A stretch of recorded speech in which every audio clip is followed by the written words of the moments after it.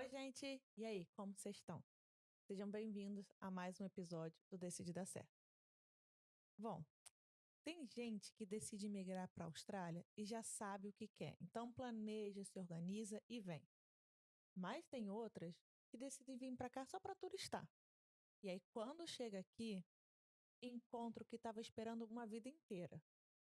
Hoje a gente vai conversar com uma mulher que encontrou aqui na Austrália amor, coragem e força, onde não conhecia ninguém. Ninguém, gente.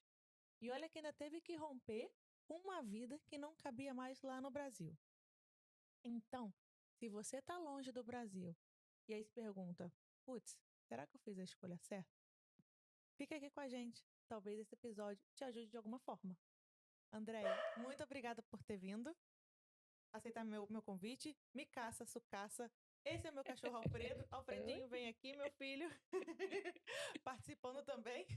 Participação especial. Participação especial do Alfredo, para vocês que viram rapidamente. Obrigada, Luísa, pelo convite. Eu fiquei lisonjeada com o seu convite. É muito legal estar aqui, Kibe. Obrigada também pela produção aí atrás. Vamos lá, vamos bater um papo. Vamos bater um papo. Deixa eu te fazer uma pergunta. Toda vez que eu começo, na verdade, o podcast, eu gosto de um quebra-gelo, uma perguntinha ali, outra aqui. Você tá aqui na Austrália há muito tempo. Para quem não sabe, ela tá aqui há 15 anos, tá? Você chegou aqui em 2008. Isso? 2008. Primeira vez que eu vim pra cá foi em 2008. Isso. Você se lembra da sensação quando você bateu o pé aqui em 2008? Você chegou em Adelaide de cara? Nós paramos em Sydney, Ah, né? tá. Aquele aeroporto maravilhoso, ali bem beirando praia, né? Mas quando a gente chegou em Adelaide mesmo, eu me lembro como se fosse hoje que eu pensei, cara de Londrina, Maringá, sul do Brasil. Eu Sério? me senti assim, uau! E daí, quando a gente desceu, né, eu vi que não tinha muito a ver. Mas ainda me lembra a arquitetura da cidade, os prédios, não muitos prédios, mas a questão de sul e tal. Me lembrou um pouco o Paraná do Brasil. Como que era o aeroporto aqui? Porque aqui já é um pouco de cidade bem pequenininha. Menor, né? É, agora em 2008, como que era? Não era muito diferente, para dizer bem a verdade para você. A cidade cresce, mas as mudanças eu vou falar, viu? Enfim, ele era menor, né? E tinha eu me lembro da área de chegada, era como hoje, a gente anda aquela passarela que sobe assim. E era interessante porque eu não conhecia ninguém. Nós viemos em 5 brasileiros no intercâmbio. E a gente tinha, literalmente, se lembra quando nos filmes que a pessoa tem Welcome, Andrea, e todo É. mundo me chamando de Andrea, Welcome, Andrea, e nós estávamos numa turma de brasileiros, e o nosso objetivo era encontrar o nosso nome lá, né? E daí chegamos com essas pessoas, olá, tudo bem? Naquela época não tinha tanta internet, eu tinha me comunicado com as famílias que a gente ia ficar por e-mail, então eu não tinha muita noção do físico dessas pessoas. A gente só sabia porque tinha o meu nome escrito e foi assim, Você assim foi? que começou. É, bom, quebra-gelo foi feito. Uhum. Vamos lá pro iniciozinho lá, um pouquinho antes de 2008. Por que Adelaide? Por que Austrália? Como que veio essa ideia? Então, foi interessante a minha jornada no começo. Eu não tinha intenção de vir para Adelaide, não foi uma coisa assim totalmente planejada. Uhum. Foi uma oportunidade que surgiu de intercambistas entre 25 e 40 anos, na época eu tinha 30. E esses intercambistas, eles passariam por uns testes, porque a gente viria para a Austrália para passar 6 semanas em casa de famílias. E neste intercâmbio, a gente iria fazer visitas na nossa área de profissão, né? Então, por exemplo, eu fui às universidades, eu fui às escolas, porque eu já trabalhava como professora no Brasil. E nessas 6 semanas que a gente ficou aqui, aconteceu tudo muito rápido. E nesses eventos, digamos assim, quando a gente veio como profissional, a gente ficava em casa de famílias rotarianas, sabe, Rotary Uhum. Internacional? E essas famílias rotarianas nos levavam para jantares. E nesses jantares a gente ia e falava sobre o Brasil para este público de 20, 30, 40, até 100 pessoas.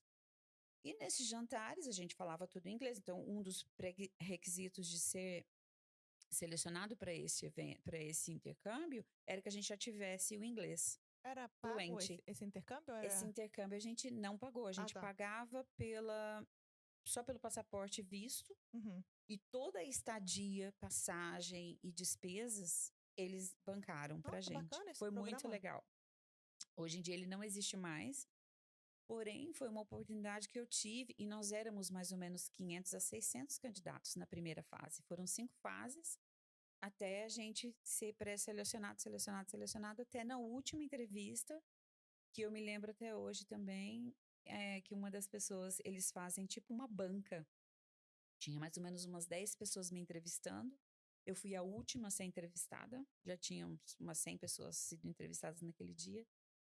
E eu me lembro que quando eu comecei a conversar, eles aí na fase da parte do inglês, agora nós vamos entrevistar você em inglês para ver se você tem inglês fluente. Uma das pessoas perguntou para mim assim: ok, você está saindo do Brasil para ir para a Austrália. E se você encontrar alguém lá para que quer ficar com você e você, o que você vai fazer? Porque dentro do Rotary, isso não poderia acontecer. Aí eu falei para ela assim: olha, eu não estou indo para este fim. Mas se alguma coisa acontecer, quem sou eu para, né, prever o meu futuro? Vamos ver, estou indo de coração aberto.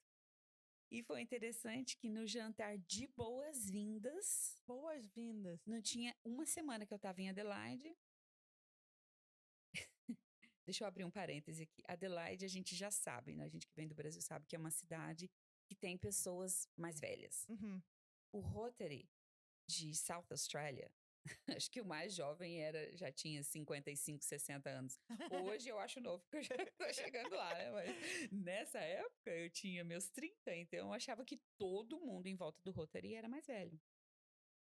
E então se levantou um jovem, né? Uma pessoa mais jovem que se destacou naquele meio. Ah, bonitão, altão, tal, cabelo vermelho. Cara bonitão e tal. E ele veio conversar comigo, falou: oi, se apresentou. E já falou de cara, sou solteiro e não sei o quê. E aquilo, eu falei assim: nossa, ele é meio forward, né? Mas enfim, ele é hoje meu marido. O resto é O resto é crônicas. história. Exatamente. Nossa, e aí você ficou aqui ou você voltou pro Brasil? Não, voltei para o Brasil. E assim, claro que a gente não começou o relacionamento ali naquele dia. A gente não se encontrou até a última semana de Austrália, porque a gente viajou por South Australia. Eu fui até Port Augusta, Roxby Downs, Cooperi. A gente passeou por todas essas regiões. E na volta para Adelaide, que eu ia ficar mais uma semana, no final de semana a gente ia embora, teve um evento de juventude rotariana e eu o reencontrei. E aí a gente saiu para jantar e começamos a conversar e tal. E papo vai, papo vem. E ele me perguntou se eu gostaria de vir morar aqui. Eu falei assim: olha, no momento, a minha vida está muito centrada no Brasil. Eu estava estudando, estava fazendo várias coisas. Trabalhava na Universidade do Estado do Mato Grosso e tal. Falei: no momento, eu não tenho condições, nem né, financeiras, nem psicológicas, nem físicas de me mudar. Assim. Aí ele falou: tudo bem, então. Se você não vier, eu vou pro Brasil. Uma Mentira. semana que a gente estava junto. Falei: nossa, acho que esse cara gostou de mim. Jesus, botou o passaporte na mesa e falou assim: tô indo. E foi. A gente voltei para o Brasil. Isso foi em maio de 2008. É, eu já tinha minha filha, né? Minha filha tinha 3 anos na época. E eu voltei em casa. Eu tinha minha casa, tudo direitinho. Reuni minha família. E falei: conheci um cara. E a gente se gostou bastante. E vamos ver o que vai acontecer. Não tô dizendo que eu vou nem que ele vem, mas gostaria que vocês soubessem que estamos num relacionamento.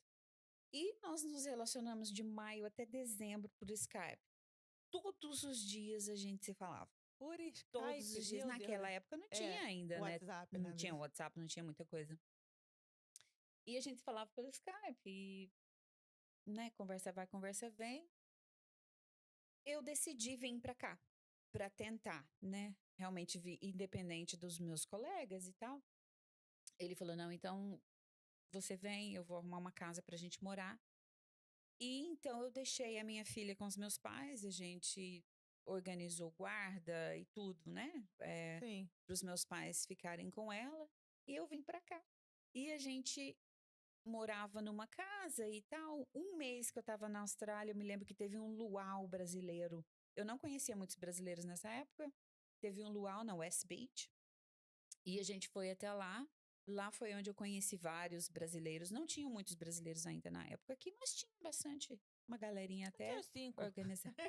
Tinha uns 5. Não, acho que já tinha uns 20, uns 25.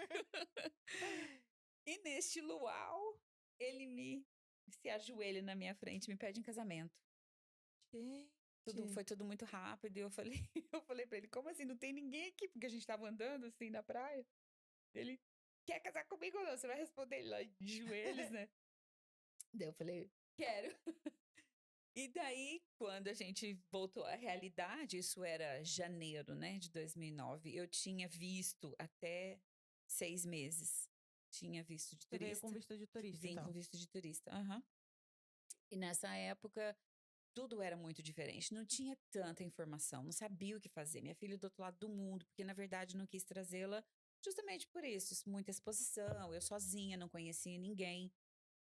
Então eu pensei comigo e em conversa com a minha família, né? Nós vamos organizar para vocês trazerem ela para mim e tal.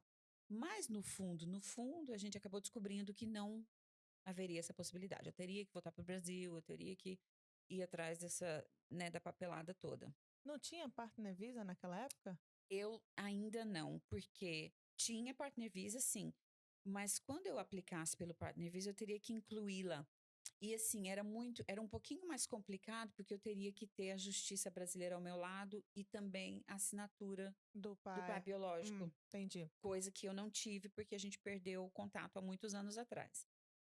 Então, o que que eu fiz? Depois de, né, de todas as procuramos por todos os caminhos, não tinha muita instrução na época, não conhecia ninguém que poderia me ajudar. Eu fui atrás de uma advogada brasileira que também não sabia muita coisa com leis internacionais. E o que que a gente decidiu? A gente decidiu casar. Eu casei em maio daquele mesmo ano, 2009.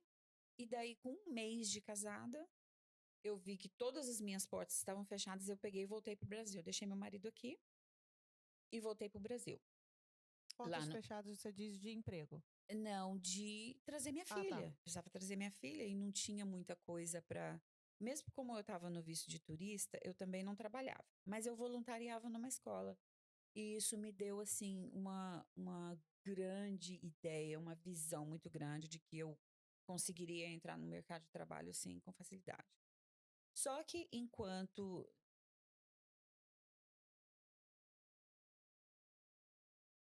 o trâmite teria que ser eu no Brasil para reconciliar tudo, tipo, trazer a guarda de volta para mim, ter as assinaturas, ter a liberação para eu depois pedir um visto para poder trazer minha filha para cá. Entendi. Lidar com menores quando você tem esse tipo de separação é um pouco mais complicado. A gente sabe, né, que É. a lei brasileira é um pouco mais protetora e tal. Até demais, até contra a mãe às vezes. Hum. Isso aconteceu comigo. Mas enfim, voltei para o Brasil, meu marido ficou. E entrei já de cara, voltei para os meus empregos antigos, porque eu tinha só pedido licença, né? Digamos aquela licença prêmio. E conseguimos um advogado e entramos com o pedido da guarda de volta. Porque, como eu tinha deixado a guarda para os meus pais, eu teria que pegar a guarda de volta para depois, então, entrar com visto. Sim. Tudo traduzido e tal, tal. E a guarda demorou muito para sair. A justiça brasileira. Eu sou advogada, eu sei como é que demora. Meu Deus do céu. Não, não saía, não tinha resposta, não tinha posição nenhuma. E dinheiro assim, indo para advogado, para tentar isso, para tentar aquilo. E eu me lembro que chegou mais ou menos, eu voltei em junho, né? Quando foi mais ou menos em novembro, dezembro, meu marido falava assim: e aí, né? Vai Você voltar vai quando? voltar ou não vai voltar? Eu falava para ele: olha, eu vou ser bem sincera com você, no momento, a minha esperança de voltar no ano que vem, mas também não sei quando, né? Porque alguma coisa na justiça vai ter que acontecer para eu acelerar o processo. Realmente aconteceu alguma coisa com a justiça, mudaram de juíza da nossa vara. Daí a nova juíza olhou e falou assim: o que que eu vou brigar com mãe, gente? Assinou. Em um mês eu tive a guarda. dezembro de 2009, saiu a guarda, saiu a documentação. Eu falei para ele: agora tenho a documentação, é só mandar para Brasília para a gente pedir o visto. Aí ele falou: tá demorando muito. Falei: comprou uma passagem e foi pro Brasil. Chegou no Brasil em janeiro. Gente, esse homem é louco por você, né? Digamos que sim. Foi pro Brasil, chegamos lá dezembro de 2000. Mentira, janeiro de 2010. Moramos lá 6 meses, arrumamos. Aí, correria, né? Arruma casa, mobília casa. Porque quando eu fiquei no trâmite de vir pra cá, eu saí da minha casa e voltei pra casa dos meus Sim, pais. Porque tudo era muito mais fácil, né? Com pai e com mãe em certeza. casa. Economia também, né? Também tinha que juntar uma grana, porque eu sabia que eu ainda ia ter que passar por outros testes para entrar na educação aqui. Enfim, meu marido então vai para o Brasil. No Brasil conseguimos uma casa, conseguimos um professor de português, começou a aprender português, moramos lá por 6 meses. Ele ajudava na escola que eu trabalhava também, para conversar com os alunos e tal. Deu 6 meses que ele estava lá, ia vencer tudo, visto. Ele sem trabalho, né? Trabalhava, ganhava lá, sei lá, mínimo, né, para poder ficar lá. A gente não estava conseguindo juntar grana para vir para cá de volta. Ele falou: ó, faz o seguinte, agora é só esperar o visto sair mesmo, eu volto e você fica aí até o visto sair e quando sair, você vai. Tá Falei: bom. beleza. Ele veio em agosto, depois do meu aniversário. Setembro saiu o visto. Eu pensei comigo: vou ficar até dezembro, né? Porque daí eu tinha direito a um 13º, uma coisinha a mais. Fiquei mais 3 meses. E daí, dia 10 de dezembro, a gente pisa na Austrália, eu e minha filha, com tudo. Ele já tinha arrumado outra casa, já tinha, trouxe, né, tudo, mobiliou o quartinho dela, fez coisas assim que nem pai biológicos fazem, enfim. E daí começamos a nossa vida em dezembro de 2010. Foi E quando a não gente parou começou. Nunca mais voltei. Quer dizer, voltei de férias, né? de férias, é. Mas também nunca tive na minha cabeça o pensamento de voltar para o Brasil mais. E para sua filha, você acha que foi tranquila essa Transição. transição? Digamos que não foi tranquila. Ela tinha 6 anos quando a gente definitivamente mudou para cá. Foi, digamos assim, nós tivemos as contradições, nós Uhum. tivemos sempre as questões, né? Por que que a gente mora aqui e não lá? Ela cresceu, teve uma adolescência super tranquila, foi uma menina sempre muito tranquila e terminou high school com várias ideias do Brasil, aquele Brasil De quem não romântico, mora né? De quem lá, não mora, ela não conhece. Acha tudo lindo, né? É lindo. Eu amo o Brasil. Mas para morar não não dá. existe no mundo país melhor que a Austrália, né? Eu cheguei a essa conclusão faz muito tempo. Enfim, depois que ela terminou o ensino médio, ela também é apaixonada por línguas como eu. Ela falou assim: mãe, quero passar um tempo no Brasil. Ah, mentira. Nossa senhora. Coração disparou e a gente sempre, né? Equilibrados aqui. Meu marido e eu conversamos bastante sobre isso. E eu falei para ela assim: a decisão é sua. Quando você tiver 18 anos, se você quiser morar no Brasil, a decisão é sua. Quem vai tomar a decisão vai ser você. Fomos para o Brasil, organizamos tudo, documento para ela ficar lá 6 meses. Fomos para o Brasil, de férias, nós duas. O Quentin ficou também por causa da questão de trabalho. E chegamos, né? Chegou mais ou menos de janeiro que eu voltaria, ela ia ficar com a minha família. Arrumou trabalho de professora de inglês e ficou. Lá no Brasil, ela teve a sua história. No primeiro mês, o pagamento foi ótimo. No segundo mês, ela já não conseguia comprar um creme de cabelo a mais, não conseguia ir no cabeleireiro, não conseguia fazer uma unha, porque o dinheiro não dava. Ó, óbvio. E a gente sempre conversando muito, digamos assim, você é mãe, morando na Austrália, a gente aprende muito a não impor. Sim. Mesmo eu sendo leonina, professora, filha de pais assim rigorosos, eu tinha que respirar 2 vezes antes de impor. Tipo, a verdade tá aí na cara, não preciso falar mais, você tá vendo com seus próprios olhos. Mesmo assim, ela falou: mãe, eu quero ficar no Brasil, eu vou ficar no Brasil, vou ficar no Brasil. Ela falou isso até o último mês. Quando chegou no último mês, a passagem vencendo, a gente ia perder a passagem e tudo mais. Ela falou: não, mãe, vou voltar. Entrou no avião e voltou. E a gente, os primeiros 6 meses, quando ela voltou, é a história dela, um dia ela conta. Quando ela voltou, a gente daí teve que entrar de novo naquela nova transição de readaptação da Maria Tereza na Austrália, que foi tudo muito rápido, mas ela ainda era, né, estava meio perdida. Mas desde o começo a Maria Tereza sempre foi muito mais australiana do que brasileira, em vários aspectos. Que tipo de aspecto? Pontualidade em primeiro lugar, respeito. Ela tem um respeito pelas pessoas e pelas coisas, pelo que você fala, ela escuta, ela tem uma educação, assim, que às vezes eu falo: "Gente, eu brincadeira. Eu sempre fiz questão de que ela entendesse as diferenças, porque o Brasil é lindo, é ótimo, mas se a gente tem a oportunidade de morar fora, por que que tanta gente sai do Brasil? Porque não é um país que apoia o brasileiro. É um país que apoia o estrangeiro.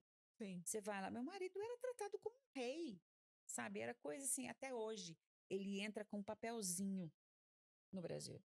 Eu ralei pra caramba pra conseguir meu visto. Eu ralei pra caramba pra Hoje a ter. gente rala pra caramba Todo pra cá. mundo rala, eu vejo todo mundo É, ralando. Porque naquela época o ralado era diferente, né? Porque a gente não tinha tanta. Hoje que tem podcast, a Austrália hoje é abertíssima ao brasileiro. E eu amo isso. Eu quero que continue mesmo. Porque o bom do Brasil é o brasileiro, é. entendeu?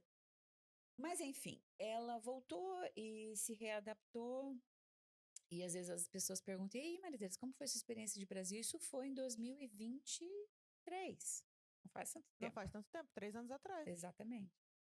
E ela fala: "Não, o Brasil é bom para passear, para morar. Tô feliz na Austrália." Então acho que isso responde muita coisa, né? Muitas dúvidas que a gente tinha. Porque foram 6 meses que ela ficou no Brasil, foram 6 meses de angústia, né? Você fica angustiada. Eu Sim. mudei para cá por causa dela. Eu quis uma vida melhor. Eu quis para mim também, para ela, sem dúvida nenhuma, né? Aquilo que eu não tive quando eu era jovem, que eu se morasse aqui quando eu tinha 20 anos, meu Deus, É outra é realidade, outra né? realidade. Exatamente. Eu ralei pra caramba no Brasil, nunca tive uma vida fácil. Nunca. Até hoje minha vida não é fácil, mas é uma vida muito mais Confortável. digna, né? Uhum. E confortável. E você sentiu, você sente, né, ainda saudade da família? Como que você lida com essa saudade da família? Porque a sua família tá toda no Brasil, né? Todo no Brasil, tenho 2 irmãos casados, mais velhos que eu, com sobrinhos que eu não vi crescer, que a gente se fala, né, no social media, como todo mundo. Sinto muita falta da minha mãe, do meu pai. Eu sou a única mulher. E eu sei também que depois que eu mudei para cá, muitas coisas ficaram mais difíceis para minha família. Minha mãe adoeceu muito, teve vários problemas de saúde. Mas hoje eles aceitam porque eles veem, né, o fruto, as coisas boas, as dádivas, né, que a gente conseguiu conquistar. E em relação à segurança, em relação a criar um filho no Brasil. E ser mulher no Brasil é difícil. Ser mulher no Brasil é muito mais complicado que na Austrália. Apesar que aqui também existem alguns dilemas ainda, a gente sabe, mas não se compara, né? Naquela época, você chegou aqui em 2000, definitivamente foi em 2010. Uhum. Como que era pra você, enfim, porque você não, você só conhecia, assim, profundamente era seu marido, né? Como que foi pra você ressocializar ainda mais com uma criança, né? Porque você trouxe a sua filha de 6 anos. Como que foi? Foi interessante porque a família do meu marido, eles não tem ninguém que não seja australiano, né, na família. Então a gente foi as primeiras não australianas na família. É uma família de 11 crianças e o pai e a mãe. Na época que a gente mudou para cá, não demorou muito, minha sogra faleceu. Ela teve um câncer que arruinou com a sua vida. Porém, a família, aos poucos, a gente foi conquistando a família e eu fui também entrando. A Maria Tereza foi para uma escola que era uma escola super multicultural, que é a Gillies Street Farmers, que eu amo aquela escolinha até hoje. Ela foi para aquela escola e naquela escola a gente começou a fazer os nossos primeiros contatos, primeiras amizades. E eu me lembro que não tinha nenhum brasileiro e ela teve que se virar com o inglês pouco, mas ela tinha que não tinha nem 2 meses que ela estava no New Arrivals Program. A professora falou: André, eu preciso mudar ela para frente, ela é muito adiantada, ela é muito ótima. Que ela já tinha 7 anos, mas ela já veio para cá alfabetizada. Maria Tereza começou a escola muito cedo, porque ela ia comigo para a escola e tal. Então, foi o nosso primeiro momento social. E nessa época tinham algumas brasileiras que tinham crianças um pouco mais velhas que ela. E a gente começou. Ia num aniversário aqui, um aniversário ali. Começamos a socializar um pouco. Eu nunca tive problema de fazer amigos, de socializar. A gente sempre foi muito aberto. O Quentin é muito aberto. Ele ama o povo brasileiro. Os amigos dele são mais brasileiros que australianos. Então, assim, não foi difícil Ele é essa brasileiro de transição. coração, Ele é né? brasileiro de coração, tá falando português. Fala português super bem. E para ele nunca teve problema. Ele falou assim para mim, no momento que você falar assim, André, a gente precisa passar um tempo com a sua mãe, precisa passar um tempo no Brasil, bora. Fazemos as malas e vamos, nada nos segura, entendeu? Então a gente tem essa liberdade. Mas conviver com a saudade é uma coisa que a gente aprende, né? Não fica fácil.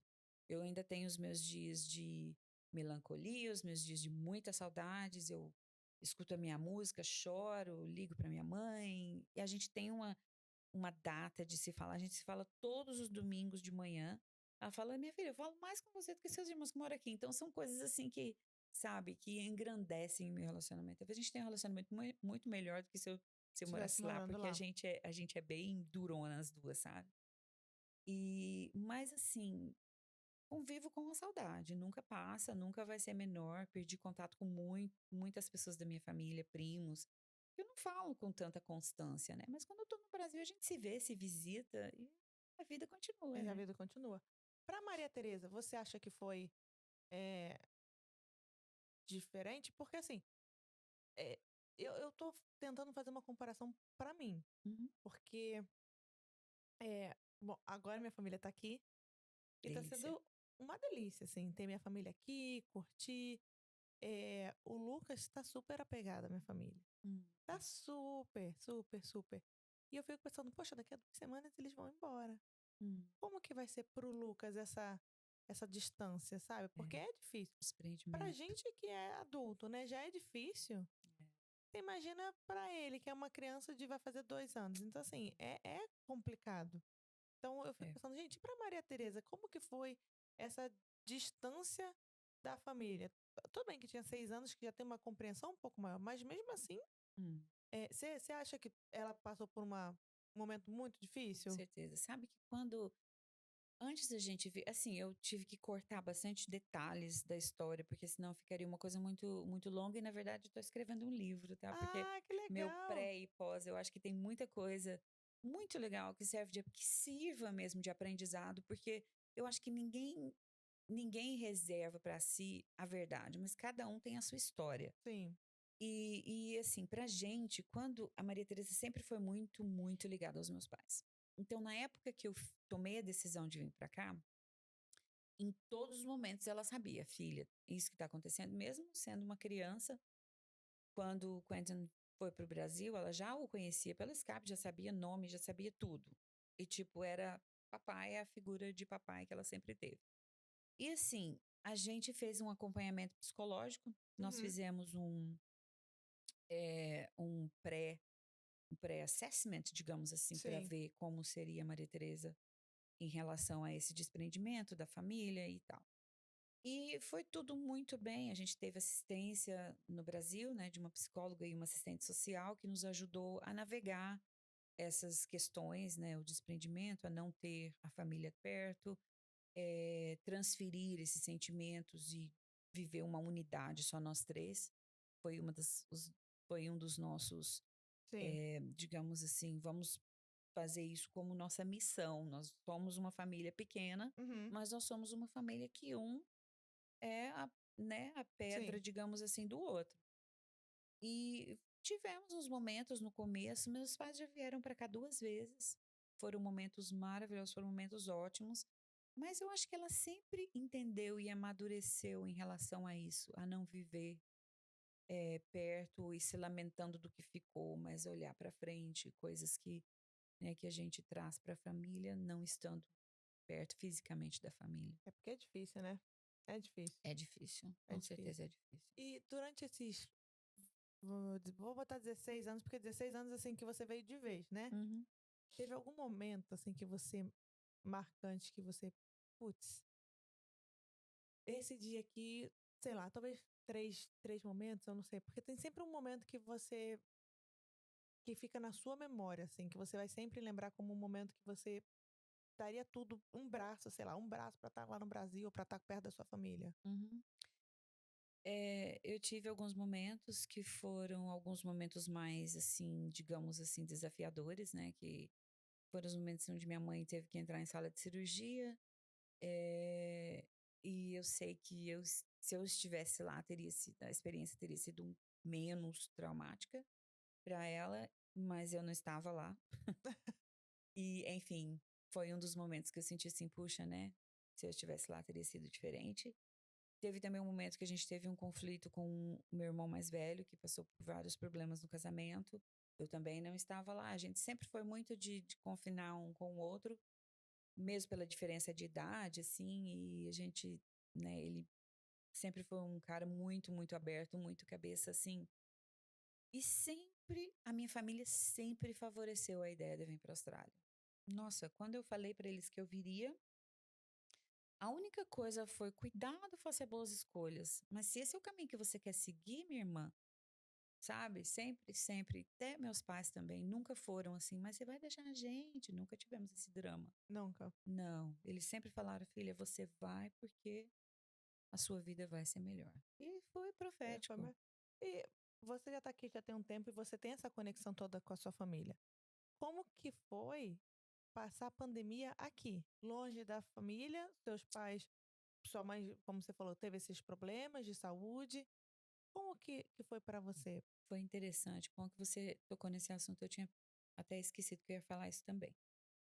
Quando a pandemia começou, final de 2019, que foi aquele verão insuportável que teve Sim. as queimadas em KI, Aham. que começou o Covid, meus pais estavam aqui. Meus pais Ah, estavam aqui com passagens para janeiro de 2020 e foi quando tudo aconteceu e a gente conseguiu, né, que eles voltassem. Assim, teria sido ótimo se eles tivessem ficado, mas também teria sido muito desafiador porque eles já são mais velhos. Minha mãe tem dificuldade de locomoção.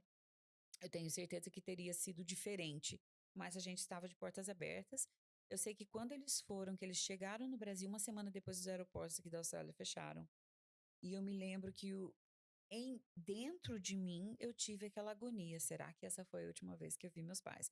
Porque dentro da pandemia a gente se viu assim, sem saída, né? é, Apesar que a Austrália estava muito melhor do que o Brasil, mas a gente estava dentro de casa, né? A gente não sim. saía, a gente não.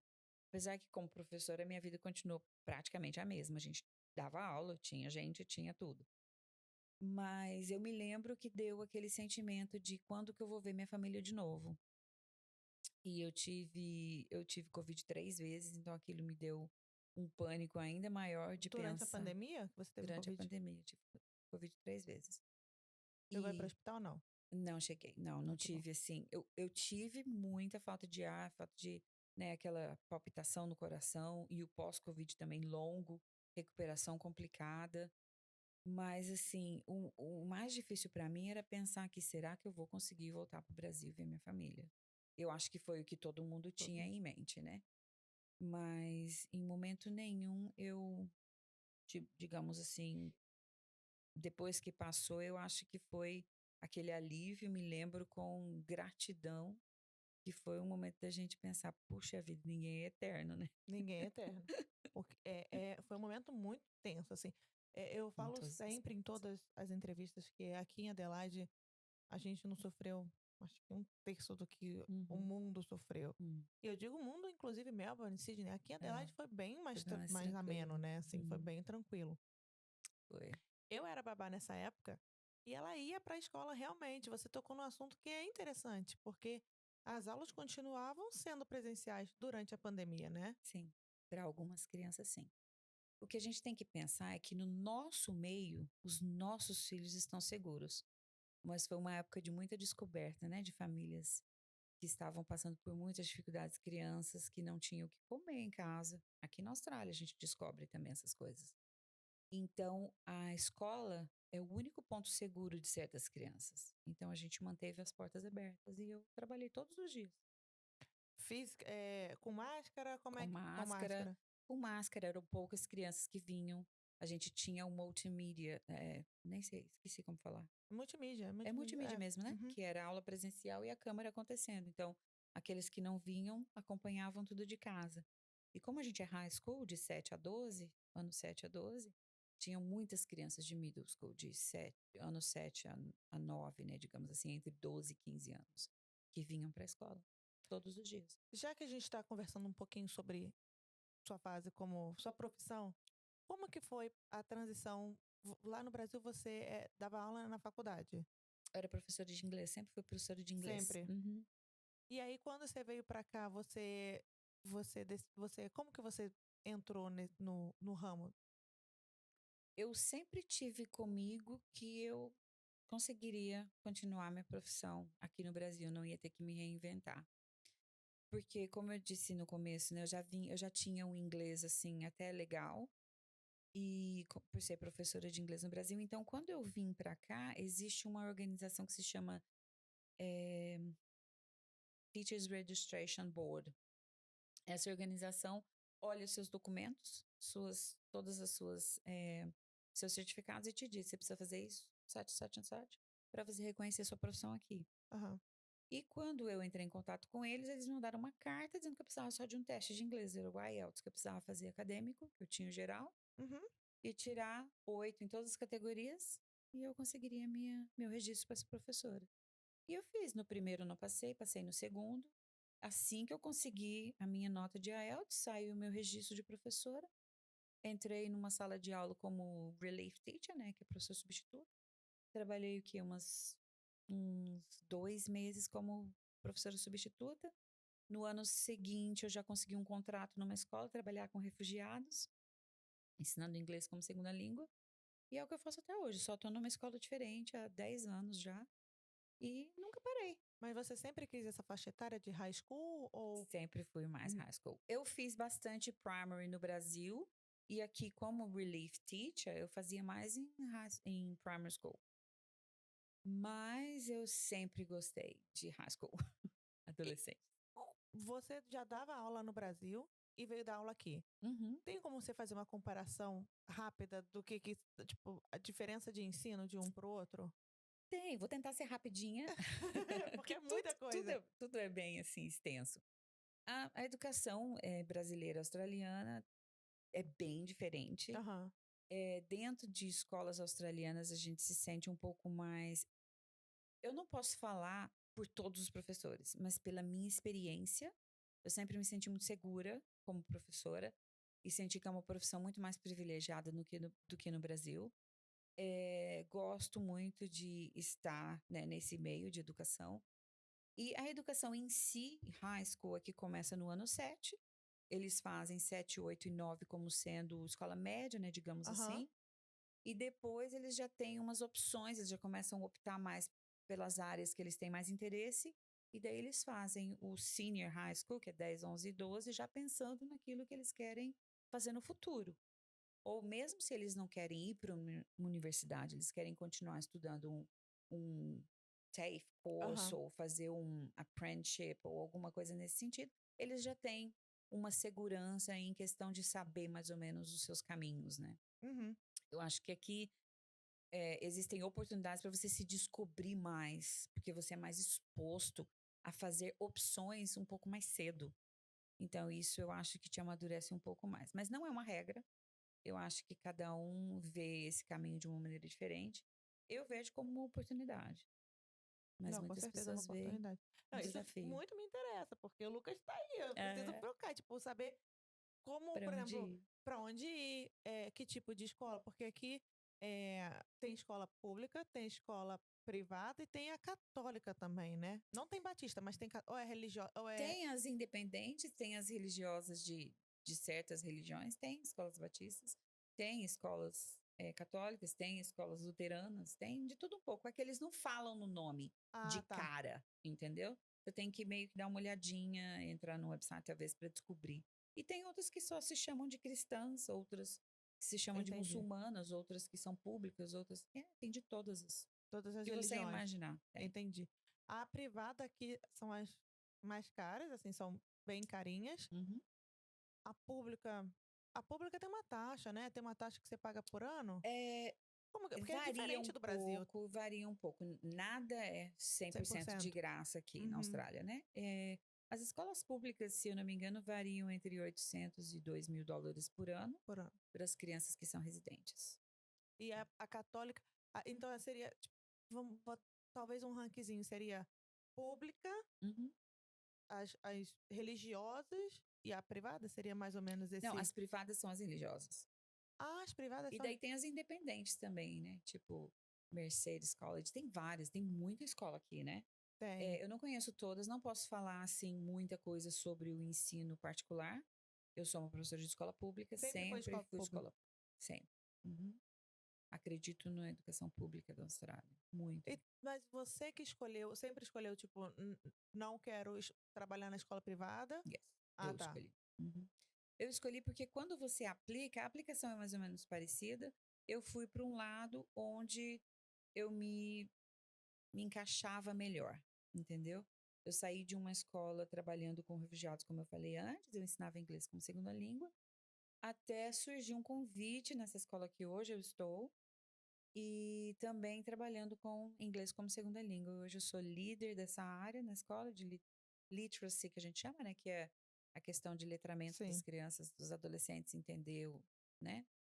Sobre o que está lendo, escrever sobre isso. E o inglês como segunda língua, que são para crianças que falam outra língua em casa ou nasceram em outros países. E dentro da sala de aula, aluno mesmo, você vê que é diferente as crianças em si aqui para as crianças em si no Brasil? Porque eu e minhas teorias, né? Eu Uhum. tenho sempre uma teoria para tudo. Porque aqui é muito engraçado. Eu vejo pelo Lucas, por exemplo, quando ele vai para creche, as tias perguntam: Lucas, você tá com frio? A criança tá batendo o queixo. E ele fala: não, elas não vão Respeitam. botar o Uhum, casaco nele. No uhum, Brasil não tô nem aí, né? Nem pergunta pra criança. Mete o casaco e tá tudo certo. Então, uhum. assim, você vê as Existe essa a diferença muito diferença daqui grande. pro do Brasil. É aquela. Como que eu vou Linha falar? tênue? Pode até ser, podemos falar isso. Porque existe uma. Como eu falei antes para você, a questão da opção. Uhum. As crianças aqui, elas aprendem muito mais cedo a serem independentes. Eu vejo isso claramente. Mas essa é uma realidade cultural. Como eu digo sempre, a cultura ela está dentro das famílias. Então, tem muitas crianças que não são tão independentes quanto outras. Mas o que eu vejo hoje é que a Austrália traz uma certa autonomia para as crianças. As Uhum. crianças são autônomas, elas fazem as suas escolhas. E eu acho isso uma coisa legal. Vem de atravessar a rua. Nem sempre a mãe está segurando na mão da criança. Você já percebeu? Já percebi. Então, porque eles ensinam conversando com respeito. É diferente. Cultura é diferente. Você não vê a questão de imposições, entendeu? Você vê mais a questão de aqui estão as suas duas opções. Você escolha. Então, eu acho que existe muito essa questão. E eu não vou dizer assim que um é certo, o outro é errado, mas existem as vantagens e as desvantagens dos dois lados, né? Nem Sim. toda criança está preparada para fazer a sua opção. Então, eu acho que isso também causa conflitos. Mas dentro da sala de aula existem muitas diferenças. Eu acho que a educação é um pouquinho mais. Aqui a gente consegue trazer o aluno mais para aprender. Porque o jeito de ensinar é diferente. Eles têm o tempo deles de falar também. Não existe mais aquela educação em que você dá aula e enche o quadro. Aqui na Austrália não existe isso. Como que é agora? Mais ou É menos. muito mais eletrônico, né? As Ok. crianças têm o seu. Como eu trabalho com o senior high school, eu vou falar um pouquinho da minha realidade. Tá. Todos os meus alunos têm o seu computador ou o seu pad e o caderno também. O caderno é um pouco mais difícil trazer, né? Eu peço para trazer, porque a gente acaba escrevendo alguma coisa ou outra, mas nem todos têm uma caneta. Por quê? Porque os nossos alunos, né, o nosso público hoje é um público diferente de quando eu É. comecei. Eu tô na sala de aula tem 25 anos. Então, assim, eu vejo a evolução e a diferença. Hum. Existem várias vantagens de voltar atrás no caderno. Eu sou super fã de usar, sim, o computador, mas não precisa ser tudo no A computador. letra, né? A letra você já vê que Letra, tá um nossa, um garrancho. garrancho. E a questão de letra cursiva também. Os meus alunos australianos, quando eu estou dando aula de alguma matéria que o australiano está estudando, ele não entende minha letra se eu faço cursiva. Não entende? O aluno que é de fora, ele entende. Ele sabe ler e escreve igual. Agora, o aluno nascido na Austrália, ele não entende a letra cursiva. Ou seja, eles aprendem hoje a escrever letra de bloco, né? que são as letras de forma, Sim. entendeu? Então, a letra cursiva é Olha que interessante. interessantíssima. Eles não conhecem, não faz parte da educação da Austrália. Então, assim, esse é só um detalhe, né? Vários outros detalhes que tem, assim, que são importantes, é a questão da criança fazer da escola um momento grande na vida deles. Eles têm as 7 horas por dia de escola durante 12 anos. É bastante tempo. E aqui, a criança que não está na escola, o pai vai levar um puxão de orelha, a mãe vai levar um puxão de orelha. Ou eles vão para a escola ou eles são homeschooled, né? Entendi. Ou seja, eles têm que estar aprendendo de alguma forma. O que não, a gente sabe que não é a realidade do Brasil. Ah, é. No Brasil, não. No Brasil não é nada disso. E o ensino, tanto privado, público, ou, enfim, o ensino daqui é puxado, porque no Brasil você vê que o público é tipo, passa um negocinho aí, o aluno que aprende por ele mesmo. Tem isso também aqui. Tem? Eu já ouvi falar. Eu acho que. Como que eu vou ser justa nessa Polite, é. resposta? Eu acho que tem os dois lados também. Uhum, uhum, A gente puxa o quanto a gente consegue puxar. Depende também do educador, professor da sala de aula. Eu acho que tem várias matérias que a gente consegue comparar melhor, que a questão da matemática. Quando eu converso com meu irmão é professor de física no Brasil, uhum. física e matemática, e quando a gente conversa, ele fala, nossa, isso aí a gente ensina no ano 9 e aqui eles estão fazendo no ano 12. Ou seja, existe essa diferença. As mães de, né, quem fez matemática no ano 10, 11 e 12, ou os professores de matemática que eu conheço vão falar que a matemática daqui é um pouco mais fácil do que a matemática do Brasil, que a física daqui é um pouco mais fácil que a física do Brasil. Eu, particularmente, vejo, né, minha filha foi para a escola e realmente eu consegui acompanhá-la até o último ano na matemática que ela fez até o ano 11. Eu consegui fazer com ela a matemática. Eu não sou uma pessoa da matemática, mas eu consegui fazer o que me indica que realmente é um pouco mais fácil. Vamos ver se eu vou conseguir, porque o meu negócio aqui é difícil. O negócio é 2 mais 2 é 4 e acabou. Mas então, às vezes eu olho o que os alunos estão aprendendo em Uhum. matemática. Então depende também da matemática, né? Tem a matemática básica, tem a matemática mais, né, digamos assim, qual que é que fala, né? Os Ma- métodos lá É, matemáticos, tem a física, matemática que é mais. 1, 2, 3 Então, mais ou menos isso. Então Aqui também tem depende, esse. tem, só que tem nós, né? Ah, Tudo tem tá. um nominho lá. E eu acho que tem muita diferença sim. E tem, como eu falei para você no começo, tem muitas oportunidades diferentes. Né? Eles não vão estudar história, geografia. Na verdade, eu acho que a Austrália peca um pouco, porque não existe história mais, né? Tem, mas eles aprendem só até o ano 10, depois não tem mais história. Então, a história que eles aprendem é uma história mais dentro de uma shellzinha ali. Não existe uma história mundial. Poucos sabem eles sobre América do Sul, Europa, a Ásia, a África. E é uma coisa que vai ditar o que a gente vive hoje, né? Então, Entendi. acho que não cabe a nós dizer, não estude isso. Eu acho que todo mundo tem direito a estudar tudo. Quanto mais você estuda, Mas mais isso- você pode combater a ignorância. Então, não sei. Porque no Brasil, eu lembro que tinha história do Brasil e História história geral. geral. Então, não tem essa história aqui. Porque, então, tô aqui tentando pensar em como que vai ser pro Lucas. Então, seria uma história da Austrália, como que a Austrália veio e tal. Aprende talvez um pouco sobre a Inglaterra. As guerras da Inglaterra e acabou, é isso? Tipo, não aprende muito. Muito louco isso, né? O currículo australiano de história e geografia é um currículo questionável, né? Quem escreveu? Não vamos entrar em méritos, mas enfim, não, é bem limitado. É Tá, bem limitado o que eles aprendem. Que, na verdade, os grandes professores de história que trabalham comigo, a gente tem no mesmo office ali, eles falam que é triste o que acontece com a realidade das histórias. Mas aí também eu escutei que no Brasil também eles estão cortando muita coisa. ah, tá. Por quê? Porque o hoje é o reflexo do ontem, né? Então ninguém quer falar das verdades. Então a gente acaba tendo que tomar essa responsabilidade de ensinar para os nossos Entendi. filhos, né? Que você falou que o seu maior interesse é high school, né? A escola brasileira não é pra high school. Tem high school Não, também. sim, mas começa Não, mais cedo. é. Primeiro, da onde que surgiu essa Mais uma vontade? história, né, É. Luísa? Cheio de. Nossa vida é cheia de histórias. A escola brasileira foi um resgate. da minha filha, entendeu? Ah, tá. Porque assim que ela começou a falar o inglês fluentemente, ela já voltava para casa, como todas as crianças fazem Uhum. em um momento da vida, respondendo as minhas perguntas em português, as suas respostas eram em inglês. Então eu tolerei ali por um tempo, mas já comecei na minha cabeça pensando: essa menina vai perder o português.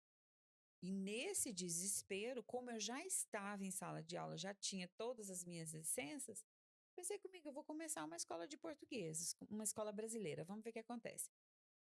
Fui lá, encontrei umas organizações que me deram esse apoio, umas pessoas também que falaram, por que não começa uma escola, né? Tal, não tem, tal.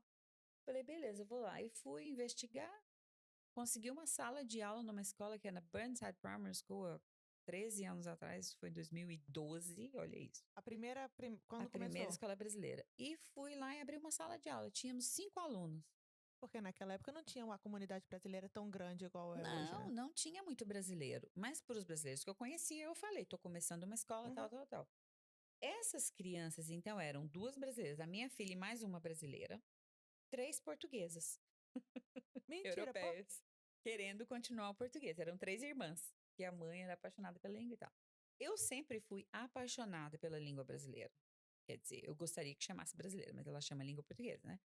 Mas enfim, o português é uma língua muito linda, é uma língua fenomenal em relação ao que ela transpassa, Uhum, né? uhum, A tradução do português nunca uhum. é excelente em inglês, ela Sim. sempre fica meio faltando alguma coisa. E eu comecei a escola com essas 5 crianças porque eu não queria que minha filha perdesse o português e nem o Brasil dentro dela, entendeu? Sim. Essa foi a intenção. E ela vinha, meio que forçada, numa época não queria vir, mas eu botei para continuar. E até hoje estamos lá. Temos várias crianças. Assim, o público muda muito, né? Uhum. A gente atende crianças de 3 a 18 anos. A escola brasileira tem como função primária que as crianças continuem falando português. Com isso, eventualmente, elas vão aprender a ler e escrever em português também. Mas isso é uma consequência da continuidade que os pais fazem em casa e a gente ajuda com 2 horinhas no sábado. Então, a criança obrigatoriamente tem que falar português em casa? Obrigatoriamente, Não, não. obrigatoriamente não, mas Eu é, gostaria é, muito. é, porque às vezes você já pegou algum aluno, sei lá, que os pais são estrangeiros, ah, não, eu quero, acho bacana a língua portuguesa, vou botar ali. A gente já teve algumas histórias interessantes de algumas famílias, né, que Aham. são os pais não falam português, mas os avós falam português e eles estão retomando. Entendi. Tem uma família que é uma família muito linda, que está com a gente há alguns anos já. É uma família indiana que morou no Brasil. O menino é nascido no Brasil. Esse ano ele vai fazer o ano 12 comigo. Ele fala português super bonitinho, quase perfeito, mas escreve com bastante dificuldade. Ele também é, né, trilingue, ele fala todas as línguas. E os nossos casos variam de 8 a 80, digamos assim, entre, né, esse 8 e 80, tudo de tudo um pouco. Sim. Hoje em dia, nós temos pai e mãe brasileiro, filho brasileiro, Aham. fala português, não escreve, está tentando ler e escrever. Nós temos pais brasileiros e mães australianas, esses são um pouco mais complexos, porque a criança geralmente vai copiar a mãe mais, né, do que o pai, no caso de famílias juntas.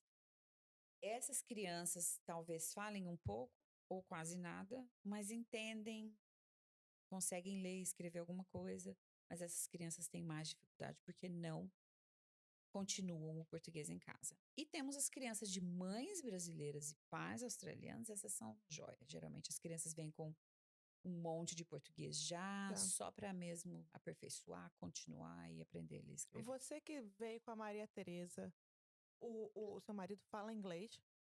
Como que foi pra você? Porque assim, você falava em casa inglês com o seu marido Uhum. e em português com a sua filha. Como que era a dinâmica ali pra não perder esse português aí? Foi interessante, viu? Porque eu tive que chegar a criar algumas, digamos assim, eh, E ele não se sentir de estratégias. fora, né? Porque Exatamente. Então a gente tinha assim, ó, os nossos momentos família era sempre em inglês, certo? Família, quando eu digo os 3, né? Maria Tereza e eu, mãe e filha, português. Quase 100%. ele com ela sempre foi em inglês, entendeu? Mas ele fala bem português, só que ele é como todo estrangeiro, né? Ele não consegue ir tão em detalhes. Quando a conversa começa a ficar in depth, daí ele não vai conseguir acompanhar, Entendi. certo? Mas com o tempo, como eu também queria que ele continuasse o português, eu criei um dia, que era o dia que ninguém falava inglês em casa, que era o English Free Day. Nesse dia, todo mundo só falava português. Então a gente criou né, colocou Bullshit. vários adesivos na casa, isso chama isso, e foi o que ajudou muito no vocabulário dele. Funcionou por vários anos isso na minha casa. Era o dia que eu conseguia fazer meu marido ficar mais quietinho, que ele é bem tagarela. Poxa vida. Olha eu que Mas, dando ideia pro que botar isso aqui em casa. mas foi uma estratégia legal, porque ele também entrou na dança, tipo, de querer falar. Até hoje ele aprende, faz Duolingo. Ele só não vai nas aulas comigo, né? Porque eu ensino adultos também. Mas a gente conseguiu meio assim, nada é perfeito.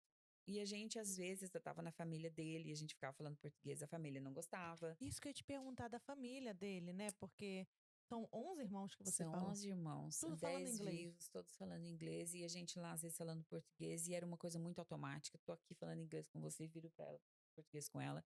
E às vezes as pessoas falam, mas por que elas falam em português? E o Quanto falou assim, não interrompa, é a língua delas, deixa. Então, tipo assim, a gente passou por cima dessa barreira. E hoje eu tenho, né, duas sobrinhas que querem muito aprender português, estão querendo entrar na escola. Eu falei, bora, vamos aprender, vamos aprender. Por quê? Porque além de tudo, eu acho que a língua nunca foi, nunca será só a língua. Né? É o body language meu e da minha filha, sempre é português. Não tem, é uma coisa automática.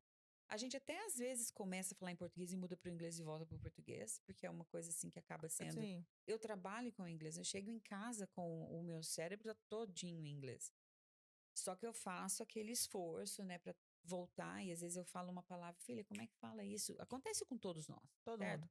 Mas a questão da língua em casa vem da gente. Porque se eu não falasse português com ela, eu jamais teria continuado. Que criança que vai falar, mãe, eu quero continuar falando português? É muito mais É fácil, né? uma coisa de família. E assim, eu jamais ia querer ver minha filha não se comunicando com os meus pais, com os meus irmãos. Quem mudou de país somos nós, né? Não foram eles. Eles não têm que aprender inglês por causa de mim, de jeito nenhum. Então eu acho assim, é a questão de respeito às suas raízes também e a questão dos nossos filhos se identificarem com isso. Eles são brasileiros, né? Isso ninguém vai tirar deles. Por que que eu vou tirar a língua? Então, a língua é a parte da identidade de cada um. Então, se você, mãe, seu filho tem 3 anos, já A pode partir se de 3, inscrever na escola na escola brasileira, brasileira. Brazilian School of South Australia. Conheça a nossa página, nosso trabalho. Estamos todos os sábados, começamos as aulas em fevereiro. Vamos ter um Open Day, vai lá também conhecer o nosso trabalho. Eu Dia vou. 7 de fevereiro, eu vou lançar na social media em breve. E nesse Open Day a gente explica como trabalha, como funciona, vai conhecer o time também. Nós temos um time porreta, digamos assim. Todo mundo trabalha em função da mesma coisa, manter o português. Mas a família tem que vir equipada, né, Sim. Luiz? A gente não faz milagre também, Né, né? não faz, não Tem tem que como. falar em casa, tem que mostrar o valor da nossa língua. Não podemos, porque a gente mora na Austrália, deixa o português para lá. É, Não, não. é parte da identidade da criança, É. Eu né? faço questão de falar em português com o Lucas. Ele tem livro em português. Yeah. Porque não tem. Mas ainda assim, às vezes, por exemplo, é engraçado como na idade dele, ele já tem 2 anos. Ele falou hoje, falou, mamãe, sit. Aí eu falei assim, oxe. E é engraçado que como a mente dele muda, porque quando ele tá na creche, Hum, ele fala mami. Ele não fala mamãe. hum, que Ele fala graça, mami. né? Eu falei, como que ele sabe que Inclusão. aqui ele tem que falar mami tipo, da porta dali pra fora é Ah. mamãe? Mas isso é muito bonito, né? Isso é uma coisa que a gente não pode tirar dos nossos filhos. É o ato de incluir todo mundo, né? Sim, Eles não querem que a gente seja excluído e eles também não querem excluir os seus educadores, que não sabem que não sabe. mamãe é mami. É. Então, eu acho isso muito legal da Austrália, sabe? E olhando a sua jornada toda aqui, porque foi uma longa jornada, né? 10 anos, na verdade 15, né? Porque foi, 15. voltou e vai, e nos... Juntando tudo, 2008, 17, Aí, né? ó. É isso mesmo, é isso Eu mesmo. não sei, eu já te falei, não suponho exatas. Eu só sei 2 mais 2 são 4, essas coisas assim básicas. Pois é, juntando isso tudo aí, Qual o momento que você olha pra trás e você fala, tem orgulho de, tipo, putz, esse momento aqui eu bato no peito e falo, caramba, eu sou porreta. Já tiveram alguns momentos que eu parei pra pensar. Eu sou muito, eu gosto de pensar e refletir. Eu não take anything for granted. Eu acho que eu lutei por muitas coisas, mas eu sempre acreditei numa força maior. Sei que Deus esteve comigo o tempo todo, que tanto é que quando foi na decisão de eu ter sido selecionada para vir, imagina, 500 candidatos, cara. É Nós muita gente. íamos em 5, eram 4 e um que era o team leader, né? E tem muita gente para você simplesmente ser melhor, digamos Uhum. assim. Eu fui melhor que eles naquela, né, naquele teste. E eu acho que no momento que eu fiquei sabendo que eu viria, eu lembro que meu pai olhou para mim e falou assim: minha filha, muitas coisas boas vão acontecer para você a partir de hoje, porque viveram comigo alguns, né, vários momentos Sim. negativos da minha vida. Então, eu acho que foi assim. Quando eu paro para pensar, reflito comigo e falo: puxa vida, eu não posso reclamar. Eu tenho muito a agradecer das coisas que aconteceram comigo. E, enfim, sempre eu gosto de fazer isso, compartilhar, não é sempre que eu, né, tenho a oportunidade de me abrir. Eu sou muito de ouvir e às vezes as pessoas, né, tomam as suas decisões em relação à vida da gente Sim. sem realmente saber a verdade. E eu sinto muito orgulho de toda a minha caminhada e espero que, né, sirva de exemplo para muitas pessoas, principalmente para minha própria filha. Eu falo para ela: o céu é o teu limite, tipo, o que vier, né, oportunidade que você quiser, abre-se, sabe? Esteja aberto para as coisas, porque a vida da gente a E Deus não desistir, pertence. né? E não Porque você desistir, foi, voltou e falou assim: não, vou pegar esse visto, eu sabendo vou que ia pegar dar esse visto. certo. Uma hora É. vai demorar, mas eu vou pegar. Mas sempre lembrando que eu tenho um marido, ele é porreta, viu? Eu não posso deixar de falar. Ele é muito parceiro mesmo, sabe? Tá comigo, se abre, me ouve, quer participar de tudo, quer estar presente, quer, sabe? Ele falou: sobre o que que é esse podcast? Eu falei: vai ser em português, né? Ele: como é que eu vou ouvir? Você pode ouvir um pouquinho por dia, até você conseguir entender tudo e No tal. YouTube tem Translate. Tem o Perfeito, ele vai Translate. gostar de É. ouvir, então, de ler. Até para poder saber que foi mencionado aqui. Maridão, Quentin, ó, aprovado. E deixa eu te fazer uma pergunta, assim, que eu acho, cara, eu acho que muito dos imigrantes, assim, que bate maior é a questão da família. Família tá lá no Brasil. Tudo bem que seu marido tem 11 filhos, ou 11 Irmãos. irmãos, 11 filhos, não, 11 irmãos, No thanks. 11 irmãos, mas assim, como que foi pra você? Você hoje tem a família dele como sua família? Porque assim, pra mim, pro Kipe é difícil, porque a gente não tem família aqui, não tem nem como Hum, é diferente de você que tem teoricamente teria uma família do seu marido aqui, mas a família australiana a gente sabe que não é é aquela diferente. família agregadora igual do Brasil que vem, abraça e tal. Então, como foi pra você essa. Olha, é uma pergunta muito interessante que eu vou te falar já de cara. Eu não tenho uma resposta. Eu tenho os meus cunhados como irmãos, Uhum. tudo, mas a gente não tem muito contato. Tenho contato, mas não Por tem óbvio. assim, não tá sempre junto. Uhum. Tem um dos irmãos do meu marido que é o mais próximo da gente, que já veio na minha casa várias vezes, fica final de semana, porque a gente mora um pouco mais longe, fica com a gente final de semana, ele é mais presente na nossa vida. Porque assim, você só imagina uma família de 11 irmãos, cada um tem o seu jeito, porque eles vão querer em algum momento chamar a atenção dos pais, né? Sim. Essa parte acho que a gente vai ter que cortar, tá? Não, tá. Pode cortar aqui. Ela já fez, eu que tô respondendo aqui. Ah. Então existe uma proximidade dos Uhum. irmãos, certo? Existe, mas ela é muito falha. A gente se vê, digamos, 2 vezes por ano. Uhum. Eu A gente queria mais, mas eles não têm, assim, sabe, tanta abertura. Eles estão ocupados, eles têm, né, Cada um não tem sua cada vida, um né? tem sua vida. E não tem, assim, a família no centro como a gente tem no Brasil. Os meus irmãos e meus pais passam todos os fins de semana juntos. Todos. Sabe o que é isso? Eles têm as suas vidas, têm os seus filhos adultos, mas eles se encontram todo domingo para almoçar juntos. Então, essa é a parte que mais conquistou o Quentin no Brasil.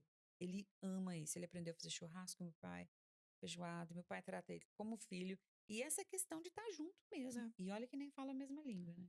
Eu achei interessante porque hoje eu tava conversando com uma amiga minha, ela é australiana.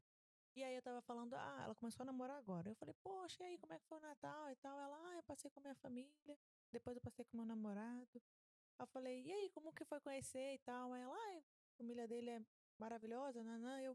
E como foi pra ele conhecer essa família, né? Porque no Brasil é isso, tipo, um namorado vai conhecer a família da namorada, tipo, Para tudo, né? aí ela, ele não conheceu não, minha família não é tão unida. Gente, se isso fosse no É, Brasil, exatamente. não tem essa questão, né? É tipo um evento. Você vai É, ter que conhecer a família da namorada e é tipo, tem aquela vai ser tensão, né? grande, né? É. Não, aqui não. Eu tive um momento de conhecer a família, eles Uhum. conheceram a gente, eu e minha filha, né, num momento assim especial, mas é bem diferente. Não, não é de se comparar. E aí você criou, então, laços familiares com amigos ou como é Mas que. com Com amigos. amigos? Eu tenho vários, né, várias amigas que se tornaram parte da minha família. E a gente, como eu falei, como a gente trabalha bastante, o nosso final de semana é sempre assim, a gente tá junto, nós três. Se surgir alguma coisa, a gente sai, vê alguém, faz isso. Mas a gente sempre tá junto, sabe? Contando um com o outro. Enquanto a Maria Tereza é solteira, né? Depois que ela é casada, aí as coisas talvez mudem um pouco. Mas você acha. Porque, assim, se você tem esse laço, e Ela se. vai trazer pra É cá. isso que eu ia falar, Vai ser né? nosso. Eu já falei pra ela. Vai ser mais um filho que eu vou. Vai ser mais um, porque se for australiano, então É, já é mais ainda. batata. É batata, não tem jeito, né? É, eles vêm pra gente, né? E agora a Maria Tereza tá com 21. 21. Qual é a sua maior preocupação? Porque a minha preocupação hoje aqui com o Lucas, no Brasil seria, meu Deus, bom, saiu de casa, ou até em casa, minha preocupação seria, enfim, questão de perigo, né? Segurança, porque é zero. Aqui a minha Eu tenho preocupação esse medinho tem. ainda. É porque a gente é mãe de. Eu sou mãe de menina, né? É É. sempre o sexo frágil, é sempre. Apesar de tudo, a gente educa, ensina, mas, por exemplo, a gente mora em Adelaide Hills, né? Tem que subir a freeway. Então sempre tem aquela preocupação. Ela dirige, já tem um carro dela. Mas mesmo assim tem aquele, né, aquela pontinha de. Mas nem se. Meu marido sempre fala isso, mas nem se compara com a preocupação que eu teria se a gente estivesse no Brasil. Isso, com certeza. Mas mesmo assim, a gente é mãe, eu acho que essa preocupação nunca vai passar, entendeu? Tá, tudo bem, vai começar, vai namorar, vai estar namorando com o cara certo, o cara é bom, o cara vai ser, entendeu? Então eu acho que isso é o eterno ser mãe, entendeu? Nunca vai passar. Mas eu acho que eu tenho uma alegria muito grande de estar aqui e saber que a gente tem mais uma voz ativa, né, digamos assim, comparado com se a gente tivesse em outro país. Não, aqui, não, eu concordo com você, porque eu vejo hoje como que é a educação, como que as crianças ouvem os pais aqui. É mais, eu só fico com receio quando eu passo de madrugada, mas quando eu passava depois do trabalho ali pelaquela rua ali na cidade, né, que tá super, Ai, no straight? isso, que é sempre movimentada e muito adolescente. Meu Deus do céu, meu filho daqui a pouco vai estar aqui. E assim, a minha preocupação é drogas, porque o que É, mais, o forte aqui é drogas, né? E é, acidente, igual você falou, pega highway, o que você mais vê. Noticiário é drogas é, e acidente automobilístico. Então, é. já cantei a pedra eu aqui. Lucas, você está proibido de andar de moto.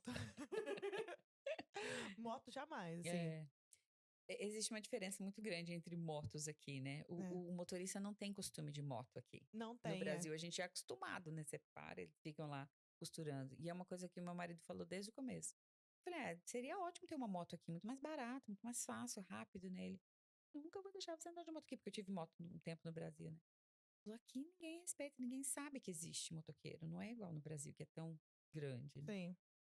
Mas eu acho assim, as preocupações são as mesmas em menores, né, digamos assim, Escalas. escalas, é. Você teve alguma decisão que você tomou com muito medo? Muito medo. Por exemplo, eu tive uma decisão de... A gente poderia ter ido para os Estados Unidos. Quando a gente estava aqui, a gente ia pagar um sponsor, nananã. E aí eu falei... acho que a gente chegou na conclusão, né? Não vamos porque não vamos ficar ilegal esperando, nananã. Uhum. Mas eu tomei essa decisão com muito medo. Por quê? Porque eu não sabia se aqui ia dar certo. Hum. E eu falei assim, gente, já não vai rolar Canadá, porque é absurdamente caro. E eu não quero ir para os Estados Unidos. Eu falei assim, e agora, José, o que que eu vou fazer? Se eu não vou para... Eu disse não, mas eu dizendo, Com medo, com né? medo, tipo assim, olha, não, mas é um não, quase um sim. Hum. Se me falar mais um pouquinho, não, tá Não bom, vai muda um sim. ideia. Eu mudo de ideia. Ah, eu acho que eu fiz várias dessas decisões que você fica pensando, né? Será que uma delas foi quando eu era professora permanente no Brasil, né? Tô desistindo, não vou mais ser, vou deixar de ser. E se não desse certo, né? Eu tinha que tomar uma decisão naquele momento. Foi uma decisão difícil, mas decisões que a gente toma aqui são decisões assim. Por exemplo, a gente, quando foi comprar casa, onde comprar a casa, também é uma decisão grande. Como vai ser, né, o futuro. Coisas assim mais, digamos assim, na lógica, sabe? Você Uhum. tem que tomar uma decisão, você tem que tomar. Mas eu não, no momento, assim, eu não consigo pensar em nada que eu tenha decidido e fosse, sabe, tivesse sido alguma coisa, um arrependimento pra mim. Tive vários arrependimentos já, mas não assim tão Então, mas teve algum momento, gritantes. talvez, de virada pra você? Sei lá, tipo, não, isso aqui vai ser e ponto. Tá decidido, ó. É isso e eu não quero saber. Talvez eu poderia ter tido mais filhos. Eu quis ficar com um, mas a gente, na verdade, meu marido queria ter mais e eu sempre fui muito carreira orientada e eu queria lutar pela minha carreira antes de chegar naquela fase onde você só tem que fazer o que te derem por causa da idade. Eu não vim pra cá tão jovem, né? Eu vi que muita gente veio quando eu tinha 25, 30, é Sim. diferente. Eu já tinha 35 anos, então eu já vim meio que decidida que era isso, entendeu? E daí, quando acontece algum conflito de irmãos, eu falo assim: meu marido, tá vendo? Pelo menos a gente tem sombra. Mas não, não é verdade. É que a gente, né, naquele momento era o que tinha pra mim. E eu decidi. E hoje eu paro e penso: poxa, se eu fosse mais nova, talvez eu voltaria atrás e teria mais um filho. Esse seria o seu recado pra você lá de 2018? Ou seria outra mensagem pra Andrea lá de 2018 que pisou o pé aqui? Welcome, Andrea. 2008, né? 2008. Ah, gente, olha, já dei feliz Matemática. 2016, enfim. Talvez seja esse. Ou, né, pra mim aí à frente, valeu. Né, e para as pessoas que estão vendo. É isso aí, gente. Vamos. Decisão vai estar sempre presente na nossa vida. Um dia a gente tem que decidir. E se não der isso, não existe isso, né? Por isso que o alfabeto tem lá suas 23 letras. A gente parte pro plano B e vambora, né? A gente é o ser inteligente, um ser capaz, né? Eu acho que nada é impossível. Então, bora pensar aí que amanhã tem mais, né? Amanhã tem mais. Ainda bem que amanhã tem mais, né? Ainda É, bem que com amanhã ainda certeza. tem outras oportunidades e aquele velho ditado, né? São mais. São quantos? 60 minutos, gente. Vamos para os 60 minutos que é fácil. 60 minutos. Não, 60 minutos não, são 24 horas de oportunidades. É, cada dia é uma É, oportunidade diferente, né? Cada ano são 365 oportunidades. 365 oportunidades, exatamente. Um livro, né? E se. Bom, para finalizar, Uhum. o podcast é Decidir Dar Certo. O que para você é decidir dar certo? É tomar decisões, é dar um passo para frente, dois para trás, ir para frente de novo e respeitar, sabe? Eu acho que o respeito que a gente tem pelas pessoas é como assim, eu falo que a Andrea hoje é uma Andrea diferente da Andrea que veio para a Austrália 15 anos Sim, atrás. Por quê? Porque eu aprendi tanto e criando uma filha bicultural, num país multicultural, numa família, né, bicultural, eu acho que tem suas vantagens suas desvantagens e muitos, mas inúmeros desafios. Mas eu jamais parei, falei, não, deixa, né? Vamos, deixa rolar. Nunca deixar rolar. Nunca deixei a vida me levar. Eu sempre fiz o pensamento, a reflexão, isso vai dar. Talvez isso não dê muito certo, mas vamos tentar, digamos assim, né? Mas eu acho que a gente é dono da gente, a gente tem que olhar para frente dessa maneira. Justo, Eu justíssimo. penso. Adorei, adorei, adorei essa definição. Muito. Obrigada. André, obrigada. Obrigada por Obrigada compartilhar a a sua vocês. história. Obrigada por você ter ficado com a gente até aqui. Se essa história também te comoveu, te tocou, compartilha, curte. É, é muito importante que você também se inscreva no canal. Olha, imigrar não é fácil. E você não precisa descobrir isso sozinho. Então, tá aqui a Andrea, que veio com. Já, né, enfim, já teve um relacionamento, então teria uma facilidade, mas tá aqui mostrando que não foi tão simples assim, igual você pode achar que foi. Então, gente, imigrar não é fácil. E a gente tá aqui para provar isso para você. E até a próxima. Beijo. Tchau, tchau. Obrigada.